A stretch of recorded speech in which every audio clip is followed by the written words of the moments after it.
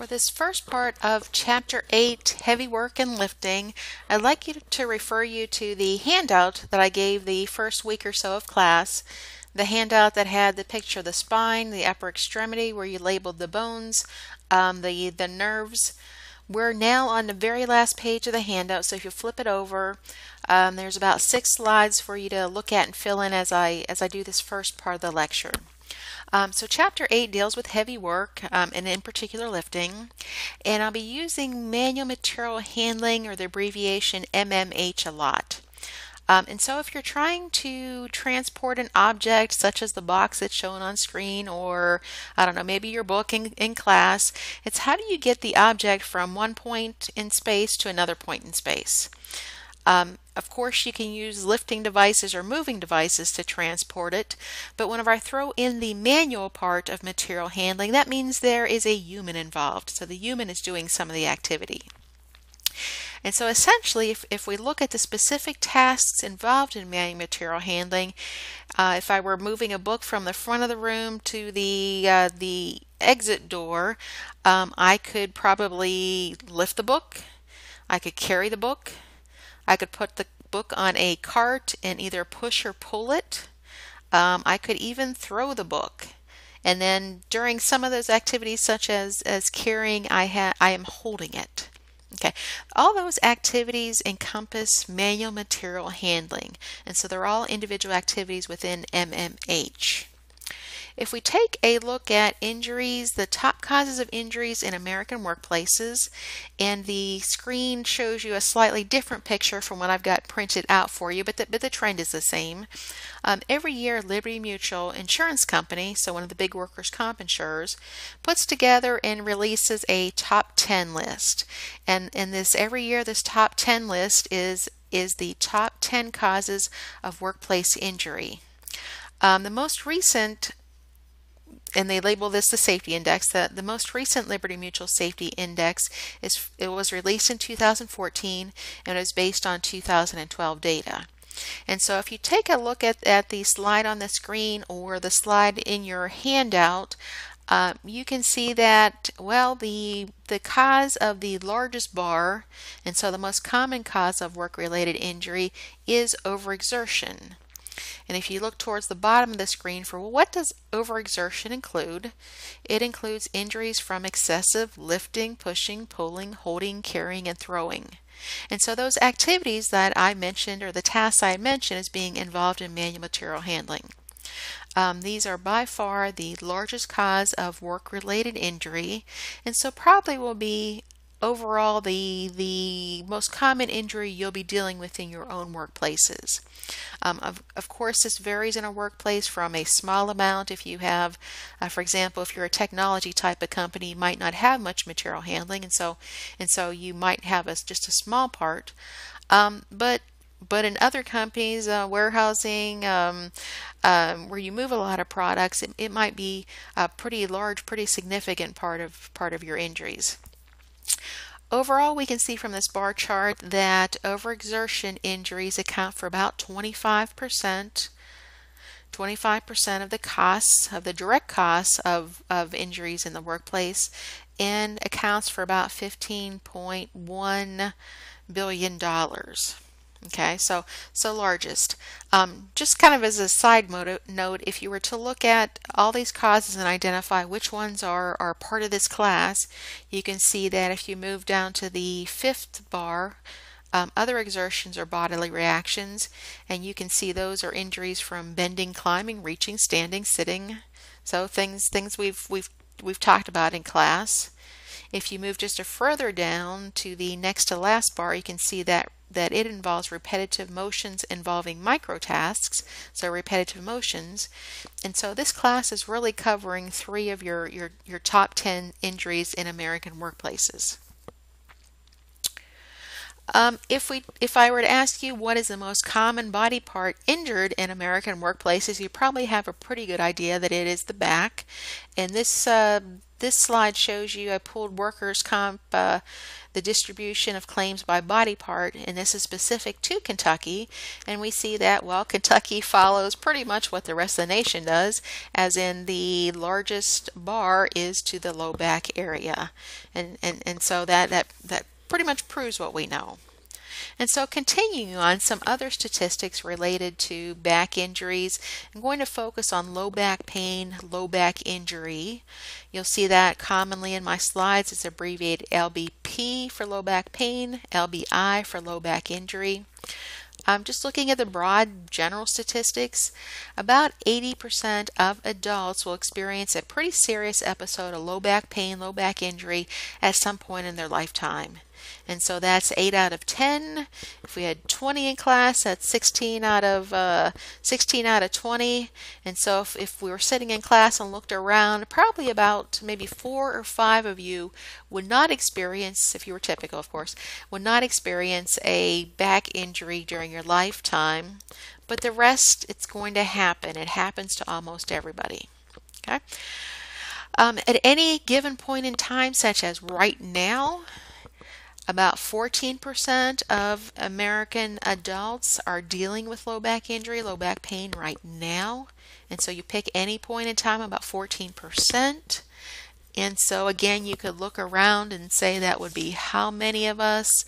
Probably about 3 to 4 of us have back pain right now as we'd be in class or as you're listening to this. Overall, from the previous slide, you see back injuries account for about 20% of all injuries and illnesses, and so it's the biggest chunk, and accounts for about 25% of your workers' comp. And this is year after year after year. This has stayed pretty steady. It might vary slightly by a percentage or two up or down, but it is pretty steady chunk of workplace injuries. Okay, so that's bad news. Good news is about 90% will return to work. So even after they've had a back injury, a pretty serious back injury, they're going to be coming back to work, and so they're needing to be productive. A few years ago, Liberty Mutual did a study, and they were looking at, well, what are some of the effects or what's happening going on? What do we know about people that don't return to work? And so those 10%. And what they were looking at, the people that successfully returned to work, those 90% cases, those were the people that they got back more quickly. Meaning that the longer you left people stay at home, if they had bed rest, they stayed at home, the longer they were off, the less likely to return. And so there was a trend started, I'm going to say maybe 10 years or so, was to get people back to work. At first they were doing anything even menial, such as, counting or sorting screws or paper clips or something. And they found, well, that's not good for your psychological well-being. And so nowadays it needs to be meaningful work. And so we need to get them back into the workplace, but they need to be doing meaningful work. So that's good news. Next one is bad news. If you ask people, you've got your workers' comp, or not workers' comp, but your injury and illness forms that you're filling out, you want to know what's the cause. If you can find the root cause, you can maybe control it so that it doesn't happen again.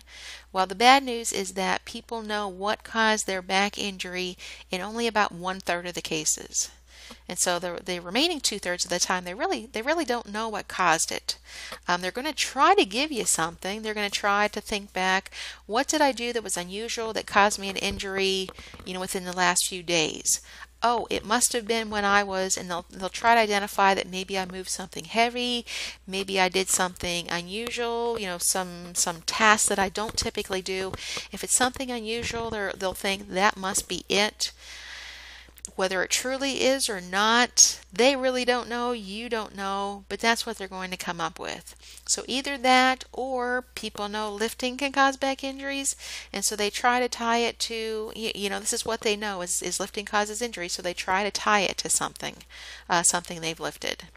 But really, truly, 2/3 of the time, they just don't know. However, in those cases, the 1/3 that they did know, the biggest cause cited, I was doing this when it happened, was lifting and lowering.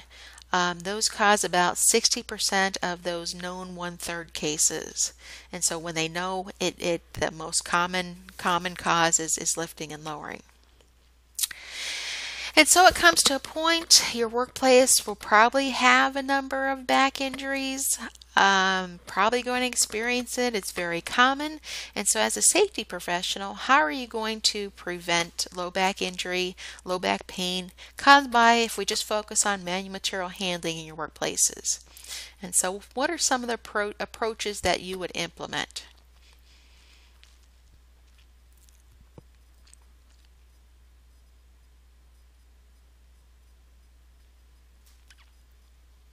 If you're like most of my classes, you would probably come up with something like, well, we need to teach them how to lift properly, and so we're going to do training on lift techniques.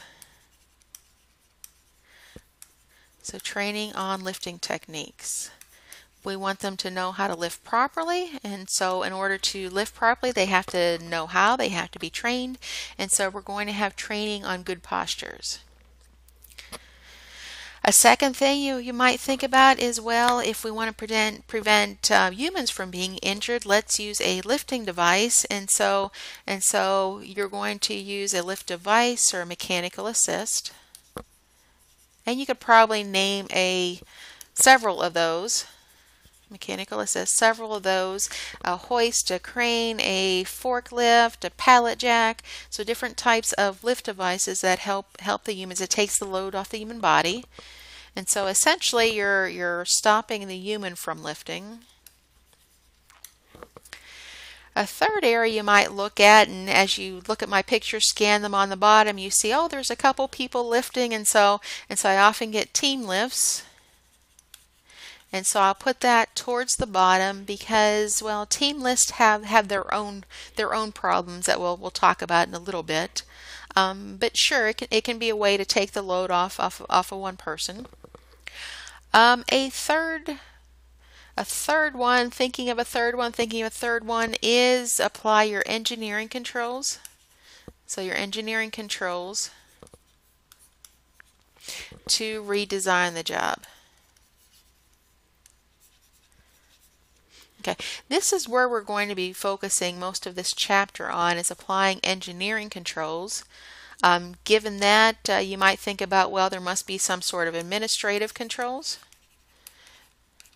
Things like job rotation, things like adding brakes. So yeah, there's some of those. And then some of you will probably be, if we've got engineering controls, administrative controls, do we have any PPE?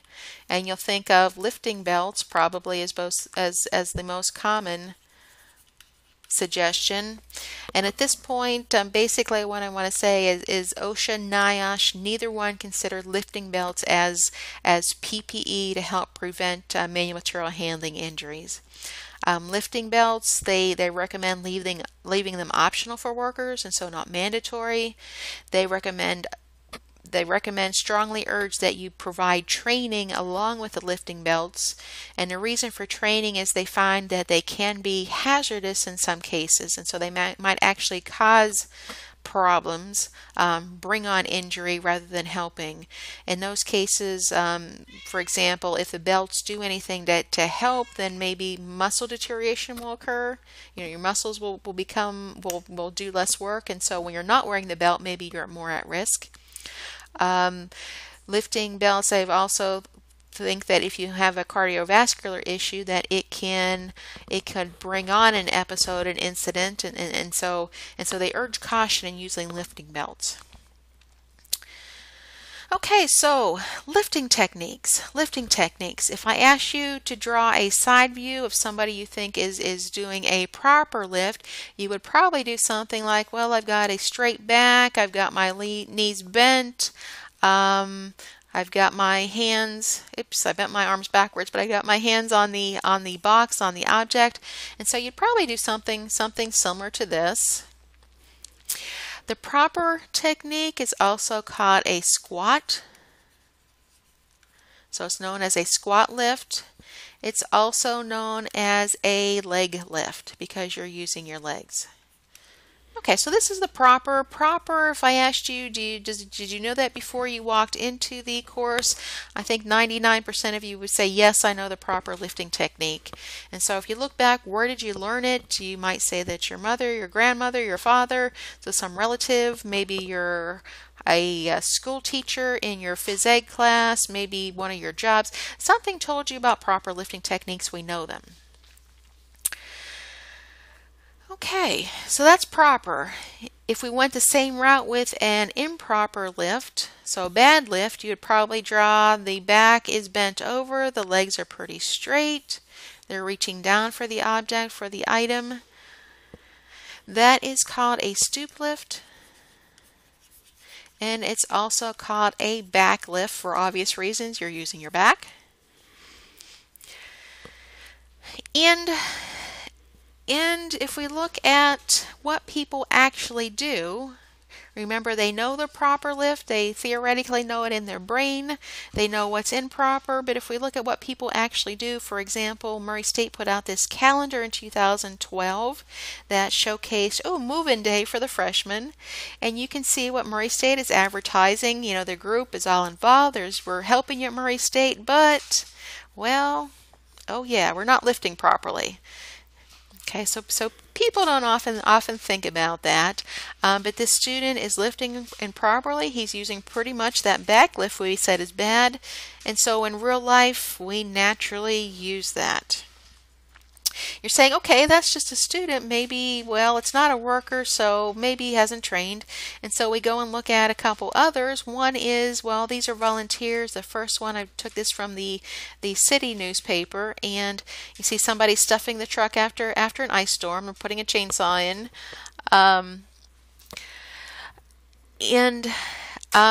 Again, you see the bent over, the stoop lift. The other side, the right side, people are putting down solar panels, and you can see that, well, they're workers. Well, even though they're workers, they probably have been trained. This one is in a pretty deep stoop. The other one has a rounded back, and so even our workers are not using proper postures. And so if we know the proper versus improper, why do people use it? Why do people use the improper? So why? If I ask you to list reasons, you might just say, well, we use it because it's habit. It's habit. Okay, and looking at why people continue to do an improper lift, they say, I do it out of habit. I haven't been injured in the past. It's not going to happen to me. I'm only lifting a light load. I just forget about it. Two is it feels better. So it's a habit. It actually feels better. You're using smaller muscles in your back rather than the big muscles in your legs, and so it feels better to you. Three is there's less loading on the legs. And so people that have their muscles aren't as well developed in their legs, or maybe they're obese, or maybe they have some joint issues, knee or ankle, they might not be able to squat down and lift up their body weight plus the object weight, and so they switch to the improper lift because there's less loading on their legs. People think it's faster, and so time-wise, if they're trying to do their job, increase productivity and so on, if it's faster, they're going to do it. And particularly if they haven't been injured, then sure, why not do that? And so for the improper, we try to get them to do it. The reason why is to protect the back. The reason why is protect the back. Your legs are bigger muscles, they're stronger muscles, and so if you get those bigger muscles to do the work, then you're protecting your back that's using smaller muscles. They don't do it because, well, just for the reasons it's harder on their legs, it's not their habit, it feels uncomfortable, and actually it takes more energy. And so those reasons that I mentioned about bigger, stronger muscles, well, those bigger, stronger muscles use more energy, meaning more calories. so more calories. And for our body, thinking back to the cave person, prehistoric, um, does our body naturally want to use more calories or fewer calories? And it's like, well, if we use more calories, that means we have to find more food. We have to do more work to find more food, more hunting, more gathering, and so on. And so our body wants to conserve energy. And so our body really doesn't want to do the proper lift. It wants to do that quicker, faster, easier, less energy consuming, improper. Okay, so it's very hard to get people to use a proper lift all the time.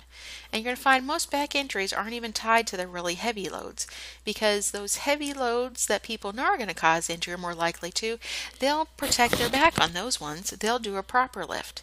But it's those other ones, those everyday ones that you do cumulatively, even just bending over to pick up a pencil, a paper clip, a piece of paper, those little things that build up over time, we don't even think about. Those are the ones that are causing more of the injuries. Okay, so it's very hard to control people's postures. You think in your workplace, if you trained your workers, if you had them take a quiz, if you did hands-on training, if you had them watch a video, however you decide to do the training, so you've done that, they've signed off that they've done that, well, the next week you see them using an improper lift technique. You might walk up to them and remind them and have them practice, oh, we learned how to do this properly, you should be doing it properly. Okay, you remind them. The second time you're out, maybe a week later, a few days later, you see them again lifting improperly. It's what are you going to do? Are you going to fire them? Well, it's hard. Are you going to write them up? What exactly are you going to do if they're lifting improperly? It's very, very tough because they don't mean to do it. They just forget about it. And at some point, they are going to catch you doing it too. And so what can you say as a safety professional? Oops, I forgot to. And so it's formed a habit. It's very hard to break a habit. And so in practicality, this proper lifting technique doesn't tend to work in workplaces.